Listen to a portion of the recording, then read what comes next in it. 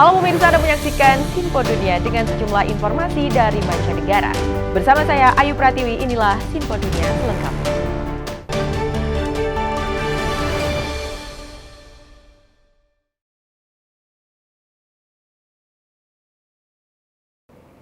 Kita ke informasi pertama pemirsa, Israel kini berperang dengan dua pertempuran di Lebanon Selatan dan jalur Gaza. Pemerintah Amerika Serikat mendesak Israel menahan diri dalam merespon serangan rudal balistik Iran yang dilancarkan.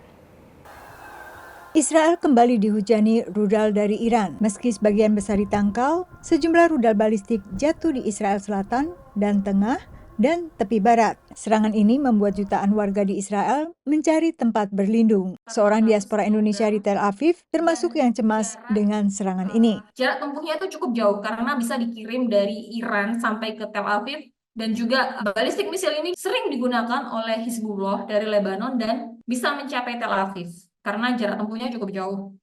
Dan menurut berita lokal di sini, ketika kami melihat televisi, ada sekitar 200 balistik misil yang dikirim dari Iran, dan itu membuat red alerts dari SOFAR maupun Homefront Command di seluruh wilayah Israel dari utara ke selatan semuanya berbunyi. Seluruh wilayah. Jadi, this is not something normal.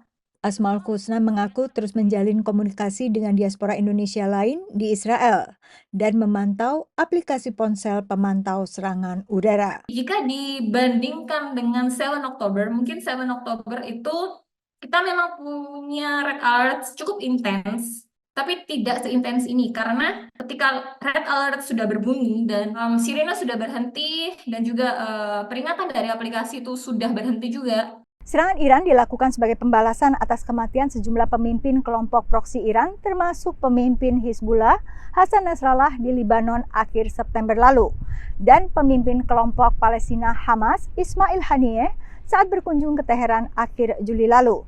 Sejauh ini Israel tidak mengakui berada di balik pembunuhan Haniyeh. Serangan Israel juga dilakukan di tengah operasi darat terbatas di Lebanon Selatan. Our war is not with the people of Lebanon. It's with Hezbollah. This is a clear message to the international community. Israel mengatakan ofensif ke Lebanon dilakukan untuk memungkinkan pemulangan sekitar 63.000 warga Israel Utara yang mengungsi sejak meletusnya perang Israel-Hamas 7 Oktober lalu. I would say that the biggest focus for me as a person looking at this as somebody from the outside inside is the arsenal and the weapons themselves, but the capabilities that Hezbollah built adjacent along Israel's northern border. Tapi sebagian analis menyaksikan strategi Israel. Hezbollah has been very clear that if Israel stopped bombing Gaza, they'd stop attacking northern Israel. So if the security of Israeli civilians in northern Israel is really the problem, Israel just needs to stop bombing Gaza and withdraw its forces. And they get the hostages back too. Today, no matter what the differences among the Lebanese, Christians or Muslims or Druzi or Sunni or Shia or Orthodox or Maronites, they all love their country, Lebanon, and they are not going to allow a foreign country, because they have learned that over the years, to come and impose their wishes on them. I think they're going to defend themselves. Pemerintah Amerika Serikat telah menyerukan deeskalasi, meski menegaskan kembali dukungan bagi hak Israel membela diri. Pertempuran selama 2 pekan telah menewaskan 1.000 lebih orang di Lebanon. Dari Washington DC, Yuni Salim dan tim VOA. Sementara itu pemirsa, pejabat sipil dan militer Amerika Serikat serta Tiongkok melanjutkan komunikasi di tengah sejumlah ketegangan regional dan bilateral. Sejumlah RUU digulirkan di Kongres guna menghadapi langkah agresif Tiongkok. Latihan tempur menggunakan amunisi sungguhan seperti ini adalah salah satu cara Taiwan mencoba mengingatkan Tiongkok untuk tak masuk ke wilayah udara dan perairannya. Ketegangan pemerintah Beijing dan Taiwan dan klaim teritorial Tiongkok atas Laut Cina Selatan menjadi salah satu fokus kebijakan Amerika Serikat di kawasan, seperti diungkapkan Menlu AS dalam sebuah pertemuan di Inggris. We also discussed joint efforts to ensure peace and stability across the Taiwan Strait and freedom of navigation and overflight in the South China Sea. For both of us, maintaining peace and stability, preserving the status quo, is essential, and it's essential not just to us.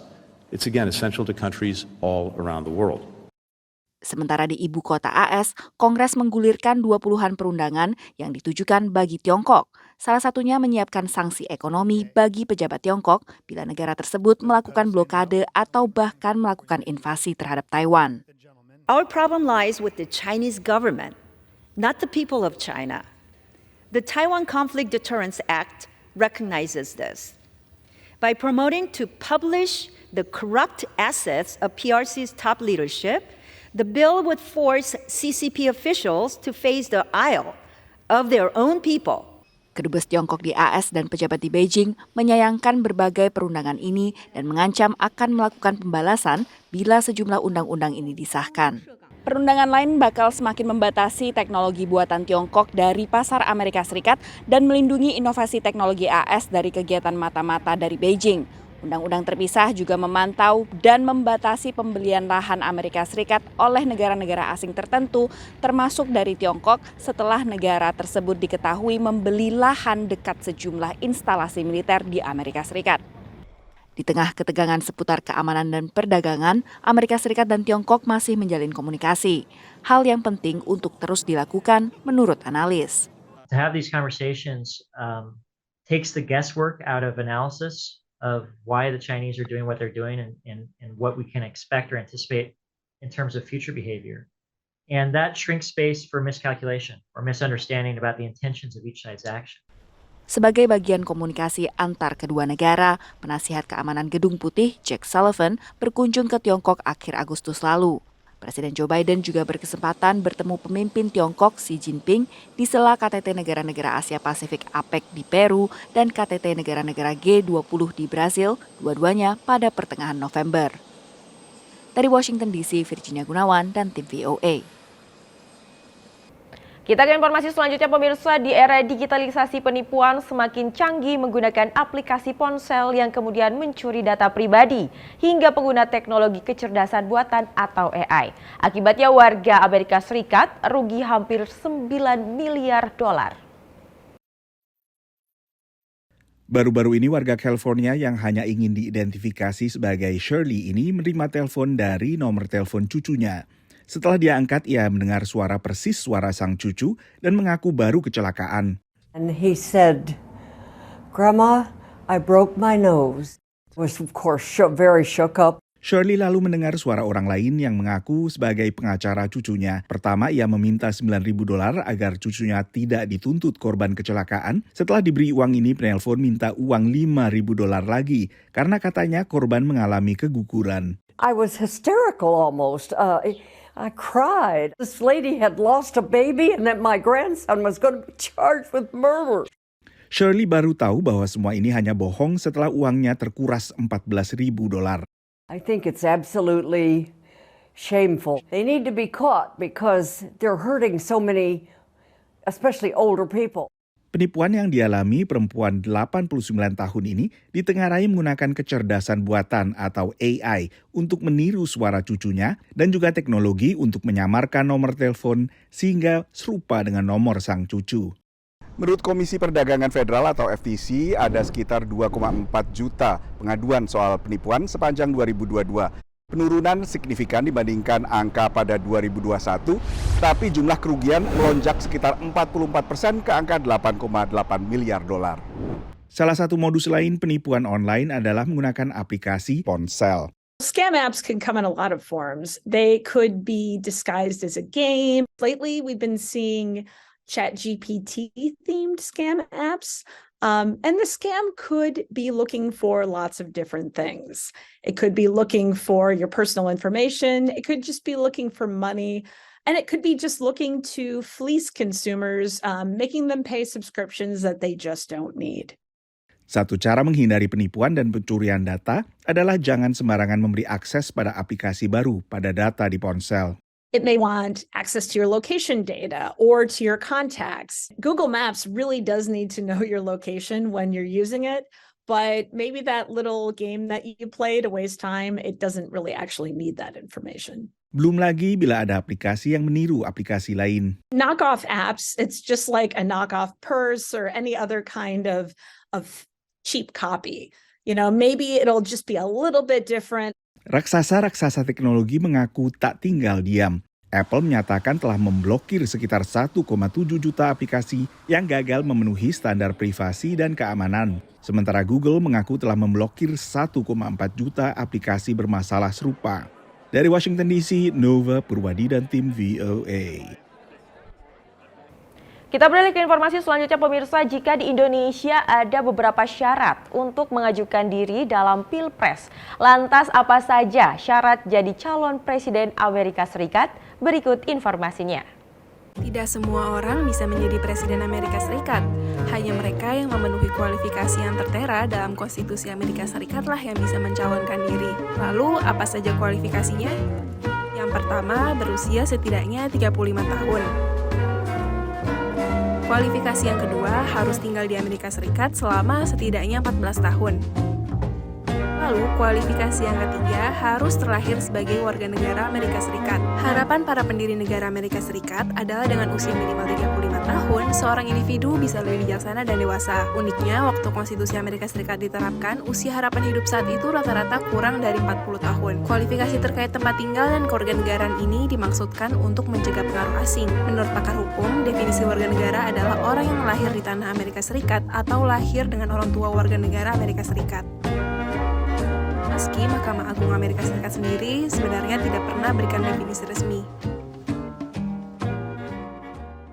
Terima kasih masih bersama kami dalam Sinpo Dunia. Pemirsa, dua partai politik besar di Amerika Serikat punya simbol hewan. Simbol keledai yang melambangkan Partai Demokrat dan seekor gajah yang melambangkan Partai Republik. Lantas bagaimana awal mulanya? Berikut informasinya.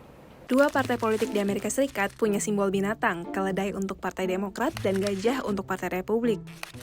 Para pendukung partai menempelkan simbol-simbol itu di mana-mana, ada di topi, pin, kaos, hingga mug. Gimana sih awal cerita kedua partai politik itu punya simbol binatang? Simbol keledai Partai Demokrat bermula dari kampanye Presiden ke-7 Amerika Serikat, Andrew Jackson, pada tahun 1828. Para lawan politiknya menjulukinya sebagai Jackass yang artinya orang bodoh, tapi juga adalah nama lain untuk binatang keledai. Jackson pun malah sengaja pakai gambar keledai dalam poster kampanyenya dan memenangi Pilpres. Sejak itu, para kartunis politik pun mengabadikan hubungan antara Demokrat dan simbol keledai. Thomas Nast, yang dikenal sebagai bapak kartun Amerika, juga mempopulerkan simbol gajah untuk Partai Republik. Sementara itu, simbol gajah Partai Republik muncul lebih awal daripada simbol keledai Partai Demokrat. Pertama kali muncul di surat kabar Father Abraham untuk kampanye pro-Abraham Lincoln, Presiden ke-16 Amerika Serikat. Di mana ada seekor gajah yang bawa spanduk merayakan kemenangan kubu persatuan dalam Perang Saudara Amerika Serikat. Kartun itu plesetan dari ungkapan seeing the elephant atau melihat gajah. Ungkapan ini digunakan tentara selama Perang Saudara yang berarti terlibat dalam pertempuran. Hubungan antara simbol gajah dan Partai Republik semakin kuat seiring berjalannya waktu. Presiden ke-38 Amerika Serikat Gerald Ford dan istrinya Betty punya kamar gajah di rumah mereka di California. Pada tahun 1984, Presiden ke-40 Amerika Serikat Ronald Reagan diberikan seekor bayi gajah oleh Presiden Sri Lanka. Kini, Partai Republik pun mengklaim gajah sebagai simbol resmi partainya. Kita beralih ke informasi selanjutnya pemirsa. Di negara bagian Alaska, perubahan iklim memperparah erosi di sebagian wilayah pesisir. Akibatnya warga suku asli terpaksa pindah ke wilayah lebih aman. Bila perubahan iklim dan pemanasan global masih memicu pro dan kontra di penjuru Amerika Serikat, tidak demikian bagi suku asli Yupik di Alaska, negara bagian paling utara Amerika. I'd want to invite someone that doesn't believe in the global warming. And I want them to see it for their eyes, because in Newtok, where the village sits, right on, the coastline, you can see the permafrost melting, and that's due to the earth warming up. Bongkahan es di perairan lepas pantai Alaska biasanya melindungi kawasan ini dari badai kuat. Tapi dengan melelehnya es belakangan, badai beruntun memperparah erosi tanah di permukiman Yupik bernama Newtok dan bahkan melelehkan ibun abadi alias permafrost, bagian tanah yang biasanya selalu beku. This right here, you can kind of see the permafrost, and when you look down in there, you can kind of start seeing the mud fall apart. And then you can see it dripping. That's the permafrost melting. Menurut pantauan kantor akuntabilitas pemerintah, sebuah lembaga di bawah Kongres, sejak 1954 komunitas di Nutok telah kehilangan 1 kilometer lebih tanah akibat erosi. Sebagian besar dari sekitar 450 warga Nutok direlokasi ke kota baru, Mertarvik, hampir 15 kilometer di selatan Nutok. I do miss how everyone used to be like together. Now that we're relocated here in Mertarvik, I just feel like the community is not how it used to be. Puluhan warga yang masih bertahan di Nutok rencananya akan pindah pada akhir tahun karena toko dan sekolah telah pindah ke kota baru dan listrik di Nutok pun terancam putus. I'm pretty excited about the other people coming to move here too because it's way different than Nutok. I really love this new area and I just feel whole here. Nutok tidak sendirian dalam menghadapi ancaman erosi akibat perubahan iklim. Laporan dari Konsorsium Kesehatan Suku Asli Alaska menyebutkan sekitar 75% komunitas suku asli di negara bagian tersebut terancam oleh erosi, banjir, dan melemahnya permafrost. Menurut konsorsium ini perlu dana sekitar $4,3 miliar untuk memitigasi dampak perubahan iklim terhadap permukiman warga asli Alaska. Untuk relokasi warga Nutok saja diperlukan dana $160 juta. Dari Washington DC, saya Nova Purwadi dan tim VOA. Pemirsa, bayangkan jika anjing atau kucing bisa berkomunikasi, menyampaikan emosi, dan juga meminta sesuatu dengan menggunakan kata-kata. Kini semua bisa dilakukan berkat sebuah inovasi yang seketika populer di Amerika Serikat. Benarkah alat ini mampu membuat hubungan pemilik dan hewan pemelihara? Berikut informasinya. Go, let's go play. Let's go play. Go girl. Sebagai pelatih anjing, Morgan Crook mahir berkomunikasi dengan hewan peliharaan. Good girl. Catch. Yeah. Ia biasanya tahu apa yang diinginkan binatang dengan membaca gerak-gerik tubuh mereka. More pets. Tapi menurutnya sekarang interaksinya bisa jadi lebih kuat berkat sederetan tombol rekaman kata-kata ini yang bisa ditekan sendiri oleh hewan peliharaan. Wet food. I started off a skeptic. I knew that they could request outside or specific toys. Frisbee. Oh. Play. Frisbee play. But the level of clarity that they're able to give you via the buttons is just unparalleled. And there are things that I've learned, even as someone who has worked professionally with animals for 16 years, that I would not have known otherwise. Beep. Sistem yang digunakan Morgan adalah Fluent Pet yang bisa merekam suara kita. Ball. Ball. Pets. Kibble training. Alat ini sangat berguna terutama bagi hewan dengan disabilitas seperti Jasper yang buta. Kibble. Having the buttons and a voice when she doesn't have her eyesight to navigate by has really enriched her life in ways that I could have never anticipated. I think a lot of people just really want to connect with the animals they share their lives with. Bunny. Help.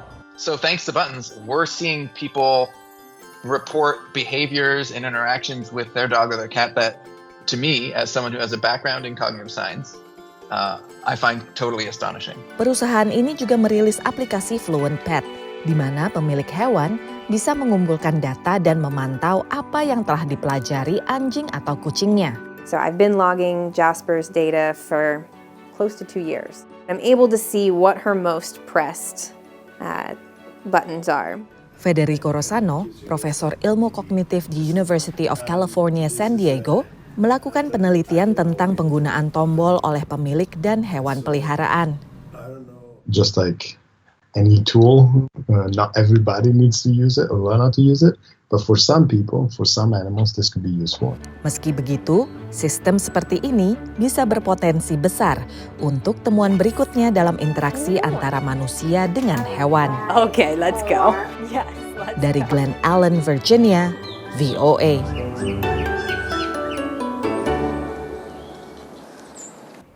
Dan pemirsa, informasi tadi menjadi akhir perjumpaan kita kali ini. Tetap saksikan Sinpo Dunia hanya di Sinpo TV. Saya Ayu Pratiwi mewakili kru yang bertugas mengucapkan terima kasih dan sampai jumpa.